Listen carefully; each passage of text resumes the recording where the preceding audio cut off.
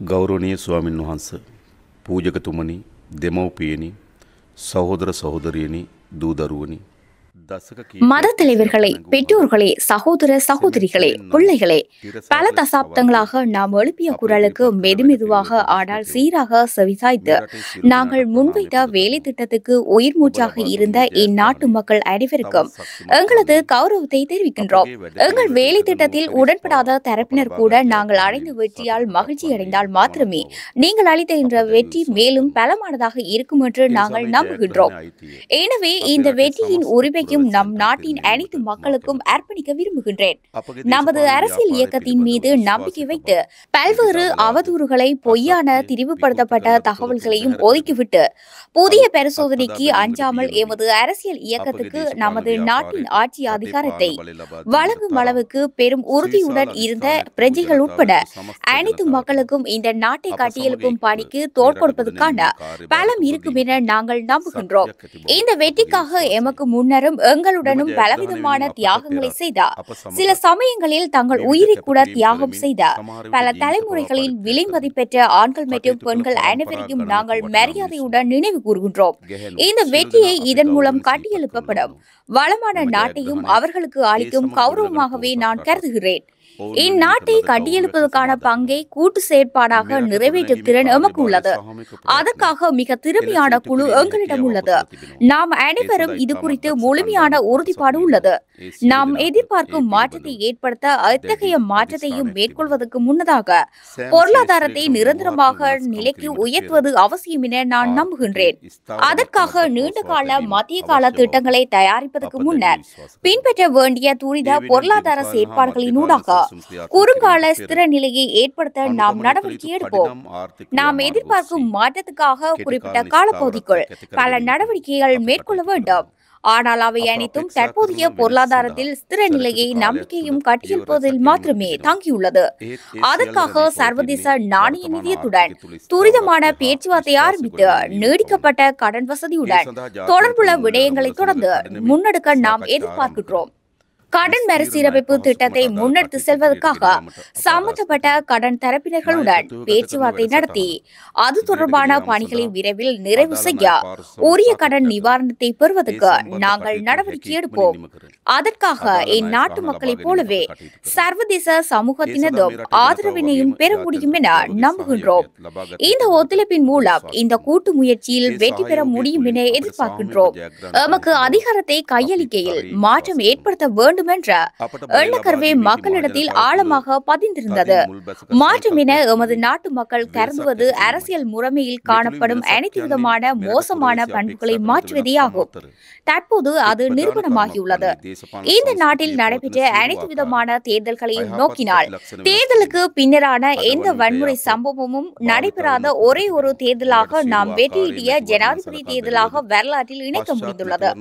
இது எமது நாட்டு மக்கள் எம்மீது கொண்டுள்ள நம்பிக்கையை உறுதிப்படுத்துகின்றது. இந்நிலைமையில் உறுதிப்படுத்தி நிலைப்படுத்துவது எமது நோக்கமாகும். அரசியலில் அதிகாரத்தை பெறுவதற்கும் நடவடிக்கையை மேற்கொள்வதற்கும் அதற்கான வியூகம் அமைப்பதற்கும் எவருக்கும் உரிமை உள்ளது. அரசியல் செய்யும் நேரத்தில் அரசியல் செய்வதற்கு நாட்டை கட்டியெழுப்ப வேண்டிய நேரத்தில் அதற்காக ஒன்றிணைந்து செயற்படுவதன் முக்கியத்துவத்தையும் இந்த தருணத்தில் வலியுறுத்துகின்றேன். அதற்கான தலைமைத்துவத்தை நாம் வழங்குகின்றோம். சிங்களவராக இருந்தாலும், தமிழராக இருந்தாலும், முஸ்லீமாக இருந்தாலும், பேர்களாக இருந்தாலும், மலையராக இருந்தாலும், இவர்கள் அனைவரும் நாம் இலங்கை பிரஜைகள் என்று பெருமையுடன் வாழக்கூடிய நடைமுறை சாத்தியமான ஒரு நாடு உருவாகும் வரை இந்த நாடு தோல்வியடைமே தவிர வெற்றியடையாது. அதற்காக அரசியல் அமைப்பு ரீதியிலான பொருளாதார அரசியல் மறுசீரமைப்புகளை மேற்கொள்ள ஒருபோதும் நாம் பின்வாங்க மாட்டோம். நமது இனம், தனது மதம், தனது வர்த்தகம், தனது சாதி என இந்த நாடு பிரிந்திருந்த காலத்தை முழுமையாக முடிவுக்கு கொண்டு வந்து பன்முகத்தன்மையை மதிக்கும் இலங்கை தேசமாக இந்நாட்டை கட்டியெழுப்பும் நிலையான நிரந்தரமான வேலை திட்டத்தை நாம் ஆரம்பிப்போம். இந்த அனைத்து நடவடிக்கைகளையும் முன்னெடுப்பதற்காக அவற்றை செயற்படுத்த அவசியமான செயற்திறன் மிக்க மற்றும் நேர்மையான அதிகாரிகளை நியமிக்கும் பல நடவடிக்கையை நாங்கள் ஏற்கனவே நிறைவு செய்துள்ளோம். பொதுப்பணிக்கு இடையூறு ஏற்படுத்தாத மற்றும் பிரஜைகள் தொடர்பில் பாதகமான அழுத்தங்கள் ஏற்படாத வகையிலும் எதிர்பார்த்த மாற்றங்கள் படிப்படியாக மேற்கொண்டு நாம் முன்னோக்கி செல்வோம். சட்டத்தை மதிக்கும் நாட்டை உருவாக்கவும், ஒழுக்கமான சமுதாயத்தை உருவாக்கவும் நாங்கள் அர்ப்பணிப்புடன் உள்ளோம். அனைத்து பிரஜைகளினதும் சமூக பாதுகாப்பை உறுதி செய்வோம். சட்டத்தின் முன் அனைவரும் சமம் என்ற எண்ணக்கருவை மீள உயிர்ப்போம். எமது நாட்டை கட்டியெழுப்புகையில் அரசு சேவைக்கு பாரிய பங்கு இருக்கின்றது என்பதை நம்புகின்றோம். பொதுமக்களை கண்ணியமாக நடத்தும் அரசாங்கத்தின் இலக்குகளை நோக்கி செல்லும் அரசு வேலையை உருவாக்குவோம். செயற்திறன் மிக்க நேர்மையான மற்றும் அரசு சேவையை உருவாக்க நாம் அர்ப்பணிப்புடன் செயற்படுவோம். இந்நாட்டு மக்களின் வாழ்க்கை தரத்தை மேம்படுத்துவதே எமது எதிர்பார்ப்பு. அதற்கான நடைமுறை சாத்தியமான வேலை திட்டம் எங்களிடம் உள்ளது. மக்கள் மீது ஏற்பட்டுள்ள அதிக வாழ்க்கை சுமையை குறைப்பதற்கு நாம் நடவடிக்கை எடுப்போம். இந்த நாட்டில் உள்ள ஒவ்வொரு தாய்க்கும் தந்தைக்கும் தங்கள் பிள்ளைகளின் எதிர்காலத்தை பற்றி கவலை நிலை ஏற்பட இடமளிக்க மாட்டோம். தமது பிள்ளைகள் நல்ல பாடசாலை மற்றும் சிறந்த கல்வியை வழங்க அந்த ஒவ்வொரு பெற்றோருக்கும் உரிமை உண்டு. அனைத்து பிள்ளைகளுக்கும் சிறந்த கல்வியை வழங்கவும் அடுத்த தலைமுறையை பாதுகாக்கவும் நாம் அர்ப்பணிப்புடன் உள்ளோம். அறிவு, திறன், மனப்பாங்கு என்பவற்றை மேம்படுத்தி இளைஞர் சமூகத்திற்கு நம்பிக்கை ஏற்படக்கூடிய எதிர்காலத்தை உருவாக்குவோம். எந்த நாட்டிற்கு நாம் சென்றாலும் விமான நிலையத்தில் தன்மையை வைத்து ஒரு நாடு குறித்து ஒரு கண்ணோட்டத்தை உருவாக்க முடியும்.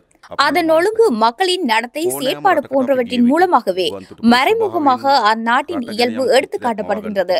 அதை தாண்டி சுற்றுச்சூழலில் தூய்மை, வீதிகளில் வாகனங்கள் செல்லும் விதம், முதியோர்கள் நடத்தும் விதம், விருந்தோம்பல் செய்யும் முறை, விலங்குகள் எப்படி நடத்தப்படுகின்றன என்பதை உறுதிப்படுத்த முடியும். நம் நாட்டின் பிம்பத்தை அதே வகையில் தெளிவாக தெரியும் வகையில் கட்டியெழுப்ப நாம் திட்டங்களை தயாரித்து முடித்துள்ளோம். அந்த உருவாக்கத்திற்காக குறுகிய கால, இடைக்கால மற்றும் நீண்ட கால நடவடிக்கை எடுக்கப்படும். இந்நாட்டின் கடவுச்சீட்டை உலகமே மதிக்கும் நிலைக்கு நாம் நாட்டை கட்டியெழுப்புவது அவசியம். இந்த நாட்டின் பிரஜைகளுக்கு நாங்கள் இலங்கையர் என்று பெருமையுடன் கூறக்கூடிய நாட்டை உருவாக்குவது அவசியம். இந்த நாட்டின் பிரஜையாக இருப்பது பெருமை என்று நம் நாட்டு மக்கள் உணரும் வகையில் இந்நாட்டை உருவாக்குவது அவசியம். அதற்கு உங்களின் கூட்டு பங்களிப்பு தேவை. அனைத்து பிரஜைகளுக்கும் சமூக நீதியை நிறைவேற்றும் அரசொன்றை உருவாக்க நாம் பொறுப்புடன் பங்களிக்கின்றோம். அறிவு, திறன்கள், கல்வி மற்றும் தொழில்முனை ஆகியவற்றை ஊக்குவிக்கும் வேலை திட்டத்தின் மூலம் எமது சிறுவர்களை மற்றும் இளைஞர் சந்ததிக்கு நம்பகமான எதிர்காலத்தை நாம் கட்டியெழுப்புவோம். எமது நாட்டின் சனத்தொகையில் 52% தாண்டிய பெண் சமூகம் இந்நாட்டின் பொருளாதாரம் மற்றும் சமூக செயற்பாட்டுக்கு பெரும் பங்களிப்பை செய்யும் குழுவாகும். பெண்கள் பிரதிநிதித்துவம் தொடர்பாக அனைவரும் ஒன்றிணைந்து எடுக்கக்கூடிய நடவடிக்கைக்கு நாம் செல்வோம். சகல நிறுவனங்களிலும் பெண்களின் பிரதிநிதித்துவத்தை பலப்படுத்துவதற்கு நாம் செயற்படுவோம். அதற்கான எமது அர்ப்பணிப்பின் முன்னுதாரணத்தை வெளிப்படுத்தும் வகையில் ஏற்கனவே எமது பிரதமர் பதவிக்கு ஒரு பெண்ணை நியமித்துள்ளோம். எமது சனத்தொகையில் பெருந்தொகையானோர் ஊனமுற்றோர் விசேட சமூக பாதுகாப்பு கிடைக்க வேண்டியவர்களாவார்கள். அவர்களுக்காக பலமான சமூக பாதுகாப்பு கட்டமைப்பு ஒன்றை நாம் திட்டமிட்டதோடு அதன் குறுகிய கால நடவடிக்கையையும் விரைவாக ஆரம்பிப்போம். நாம் செல்லும் பயணத்தில் சமூக கட்டமைப்பில் எந்த ஒரு பகுதியையும் கைவிடப் போவதில்லை என்பதற்கு நாம் பொறுப்பு கூறுகின்றோம். ஒவ்வொருவனதும் தனித்துவத்துக்கு மதிப்பளித்து அவற்றை நாட்டின் முன்னேற்றத்துக்காக சாதகமான முறையில் பயன்படுத்திக் கொள்ள எமது பங்களிப்பை வழங்குவோம். மக்கள் இறைமைக்கு மதிப்பளிக்கும் அதே நேரம் அவர்களின் ஜனநாயக உரிமைகளையும் பாதுகாப்பதற்காக அர்ப்பணிப்போம். மீதான சந்தேகம் காரணமாக நிச்சயமற்ற நபர்கள் இருப்பதை நாம் அறிவோம். எனது செயற்பாடுகளின் ஊடாக உங்களின் நம்பிக்கையை வெல்ல எதிர்பார்க்கின்றேன். உங்களுடைய விமர்சனங்களை பொருத்தமான தருணத்தில் ஏற்றுக்கொள்வேன். அதேபோல் நாங்கள் கட்டியெழுப்ப போகும் எதிர்காலத்தின் பங்குதாரர்களாக உங்களை வலுவூட்டுவோம். எமக்கிடையில் காணப்படும் வேறுபாடுகளை களைய முடியுமானால் நமக்கிடையிலான இலக்கு சாதகமானவை என நீங்கள் உணர்ந்து கொள்வீர்கள் என நான் நம்புகின்றேன். அதனூடாக நாடு முகம் கொடுத்துள்ள நெருக்கடியை ஏற்றுக்கொள்ளவும் அதனூடாக முன்னோக்கி செல்வதற்கு தேவையான மூலோபாயங்களை இணைந்து திட்டமிடவும் முடியும். இந்த நாட்டை கட்டியெழுப்பதற்காக காத்திரமாகவும் நேர்மையாகவும் இணையும் அனைவருக்கும் எமது கதவுகள் திறந்துள்ளன. மக்களின் ஆணைக்கு அமைவாக பாராளுமன்றம் ஒன்று அவசியமாகிறது. இறுதியாக இருந்த பாராளுமன்றம் மக்கள் ஆணையை திரிவுபடுத்தியதாக காணப்பட்டது. அதனால் நேற்றைய தினம் பாராளுமன்றத்தை கலைக்க நடவடிக்கை எடுத்தோம். அரசியலமைப்புக்கு அமைவாக நாட்டை கொண்டு செல்வதற்காக எமது பாராளுமன்ற பிரதிநிதித்துவத்தை அமைவாக அமைச்சரவை ஒன்று நியமித்தேன். அன்றாட அன்றாடம் சூரியன் உதிக்கும் ஒவ்வொரு பொழுதிலும் மக்கள் காணும் கனவுகள் உள்ளன. அது இன்று இருப்பதை விடவும் சிறந்த நாடாகும். ஆனாலும் பல வருடங்களாக அது கனவாகவே போய்விட்டது என்பதை நானும் அறிவேன்.